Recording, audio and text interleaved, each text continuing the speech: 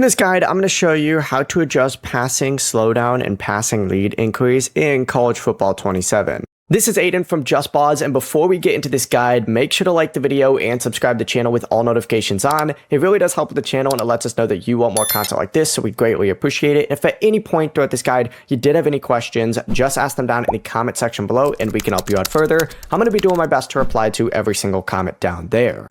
First things first, what you need to do is scroll down from the main menu and select settings. It's going to redirect you to a page that looks like this. Select game settings and you need to make sure that the game options tab is selected, and just scroll down on here and you're looking for your passing setting. Once you see it, you're going to see a bunch of different stuff, and there is a lot in here. You're looking specifically for this passing slowdown right here and also your pass lead increase. Just go ahead and change it to whatever you want. For passing slowdown, you can turn it off, moderate, or another available option. You can also adjust this pass lead increase to show how much control you have and how much you can lead receivers with your throws. It's completely up to you. Choose your settings, back out. The changes are going to apply automatically, and it's that simple. Before you do leave, make sure to like the video and subscribe to the channel with all notifications on. It really does help with the channel and it lets us know that you want more content like this. We'd greatly appreciate it. And if at any point throughout this guide you did have any questions, just ask them down in the comment section below and we can help you out further. I'm going to be doing my best to reply to every single comment down there. Peace.